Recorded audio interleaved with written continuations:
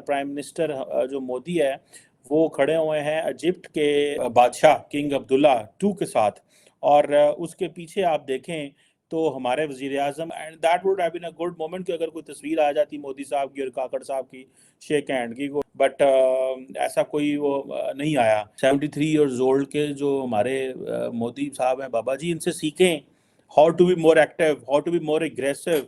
अब मोदी जी का किरदार क्या होगा? उन्होंने तो पूरी दुनिया को रिप्रेजेंट करना है उधर, उसमें चाहे पाकिस्तान हो सकता है वो पाकिस्तान का भी नाम ले लें। मोदी जी सिर्फ इंडिया के लीडर नहीं हैं, मोदी जी इस टाइम पूरी दुनिया के लीडर बन चुके ग्लोबल हैं। साउथ के, हाँ। जी हाँ, मेरे ख्याल से पूरी दुनिया के लीडर हैं।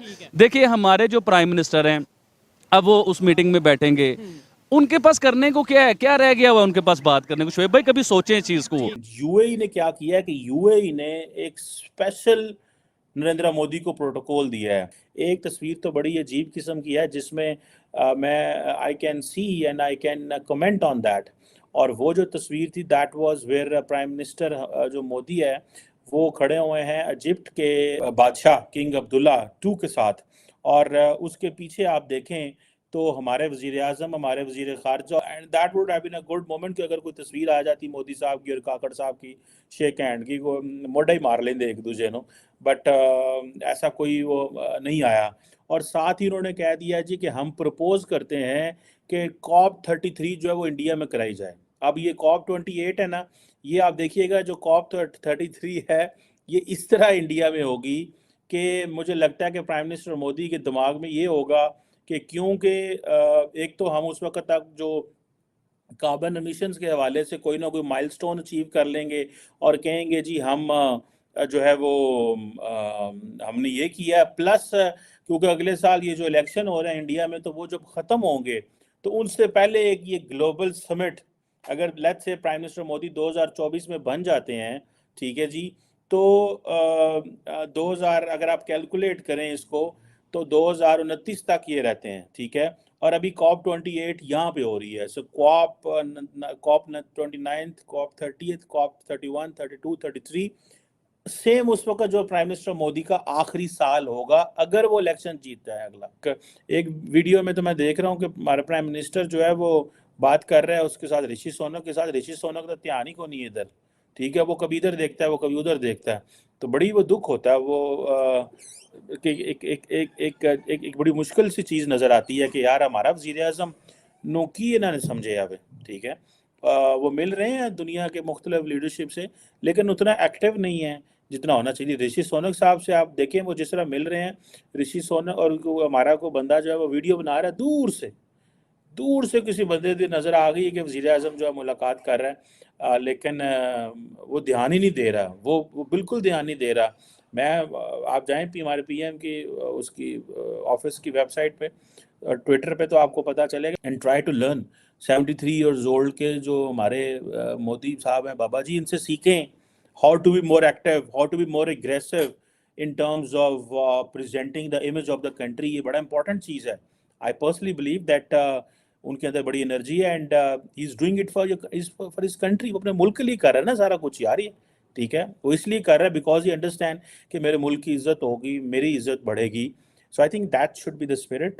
कि हम लोग मोदी जी को और पाकिस्तानी मेहमान वजीर आजम को कंपेयर कैसे कर लेते हैं? कंपैरिजन किस लिहाज से कर सकते हैं? देखिए मैं पाकिस्तानी हूँ, मैं तो पाकिस्तान को रिप्रेजेंट करूंगा हर जगह पे जहां भी बात होगी, लेकिन हकीकत को भी देखना है, उसे हम लोग नहीं झुटला सकते हैं। अभी देखिए प्राइम मिनिस्टर नरेंद्र मोदी जिनके 9 से 10 साल होने वाले हैं अपने मुल्क में वजीर आजम है वो, अब वो बेसिकली वो सिर्फ इंडिया को रिप्रेजेंट नहीं कर रहे, वो पूरे ग्लोबल साउथ को रिप्रेजेंट कर रहे हैं। उसमें अमेरिका के भी कुछ शायर आ जाते हैं, दुनिया आ जाती है उसके बीच में, उसमें आपका पाकिस्तान भी आता है हमारा। तो देखिए अब मोदी जी का किरदार क्या होगा? उन्होंने तो पूरी दुनिया को रिप्रेजेंट करना है उधर, उसमें चाहे पाकिस्तान हो सकता है वो पाकिस्तान का भी नाम ले लें, हो सकता है वो ये भी कहें कि पाकिस्तान का लाहौर दुनिया के पहले नंबर पे आलूदगी गंदगी के बीच में, यानी कि आबो हवा में डस्ट में दुनिया के पहले नंबर पे आ चुका हुआ है। हो सकता है मोदी जी उधर पाकिस्तान को भी लेके जाएं कि हमारा हमसाया, हमारा नेबर जो है इस कंट्री में ये सारे मामला हो रहे हैं, उसे कैसे हल किया जाए। देखिए मोदी जी सिर्फ इंडिया के लीडर नहीं हैं, मोदी जी इस टाइम पूरी दुनिया के लीडर बन चुके हैं। ग्लोबल साउथ के, हाँ। जी हाँ, मेरे ख्याल से पूरी दुनिया के लीडर हैं। देखिए हमारे जो प्राइम मिनिस्टर हैं, अब वो उस मीटिंग में बैठेंगे, उनके पास करने को क्या है, क्या रह गया हुआ उनके पास बात करने को? शोएब भाई कभी सोचें इस चीज को। हमारे जो प्राइम मिनिस्टर है वो मेरे ख्याल से तो ये बात करें जी पाकिस्तान में फ्लड आ गया, पाकिस्तान में कोरोना आ गया, पाकिस्तान में ये आ गया, पाकिस्तान में जलजला आ गया, पाकिस्तान में सैलाब आ गया, हमें उसकी हेल्प चाहिए। हमें उसकी हेल्प चाहिए, हमें डॉलर चाहिए, हमें इमदाद चाहिए। हमारे मुल्क में डॉलर नहीं है, हम तो भूखे मर रहे हैं, हमारे मुल्क में बिजली नहीं है। देखिए जब इतने बड़े लेवल पे दो मुल्क के हम कंपेयर कर रहे हैं पाकिस्तान इंडिया को, दो मुल्क के जो वजीर आजम बैठेंगे ना, आप कैसे कंपेयर कर सकते हो? मोदी जी की इकोनॉमी क्या है, उनकी कंट्री कहां चली गई हुई है, दुनिया उनकी बात को मानती है, दुनिया उन्हें अप्रिशिएट करती है। उसने कहा उसे आप आदत डाल दोगे मांगने की, क्या आप उसकी एक बार हेल्प करोगे, उसे पता करना तो कुछ पड़ेगा नहीं, अगली बार फिर मांग लूंगा, फिर मिल जाएगा। तो सबसे पहले हमें गैरतमंद होने की जरूरत है सर। जब हम गैरतमंद हो जाएंगे, जब हमें मांगने की आदत खत्म हो जाएगी। देखिए मैं इधर एक एग्जांपल देता हूं इंडिया को लेके। इंडिया ने चंद्रयान जो इंडिया का कामयाब हुआ है, इससे पहले जो इनका मिशन था नाकाम हुआ था, पूरी दुनिया ने मजाक उड़ाया। इंडिया ने बड़ी, मैं जिम्मेदारी से बात कर रहा हूँ ये वाली शोएब भाई, शायद आपको भी पता ना हो, इंडिया ने अमेरिका से टेक्नोलॉजी मांगी मुख्तलिफ चीजों में, मैं उनके नाम नहीं लेना चाहूंगा। तो अमेरिका ने वो टेक्नोलॉजी नहीं दी।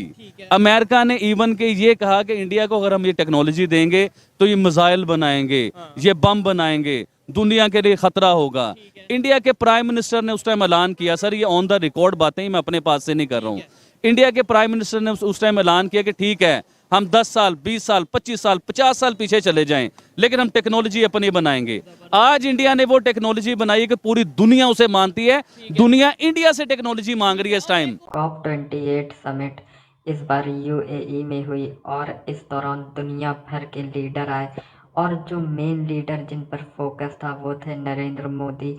और उसका रीज़न ये है पिछले कुछ समय से जिस तरह से भारत का स्टेचर बढ़ रहा है, तो चाहे इंडो पैसिफिक हो या फिर ट्रांस अटलांटिक, हर जगह इंडिया का रोल जिस तरह से बढ़ रहा है और इंडिया जिस तरह अनप्रेसिडेंटेड ग्रोथ दिखा रहा है, इससे पूरी दुनिया को नज़र आ रहा है कि आने वाले समय में सारी दुनिया को ही भारत से अच्छे रिलेशंस रखने पड़ेंगे।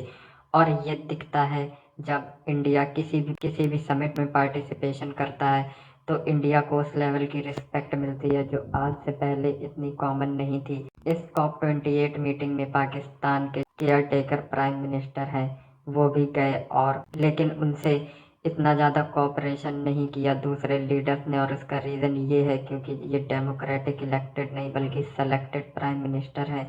और पाकिस्तानी मीडिया का ऐसा कहना है कि अगर नरेंद्र मोदी उनके पीएम से हाथ मिला लेते तो बहुत ही उनकी रिस्पेक्ट बढ़ जाती, लेकिन प्राइम मिनिस्टर मोदी आज के समय में एक ग्लोबल लीडर के तौर पे देखे जा रहे हैं और वो किसी भी नॉन डेमोक्रेटिक लीडर से हाथ नहीं मिलाएंगे।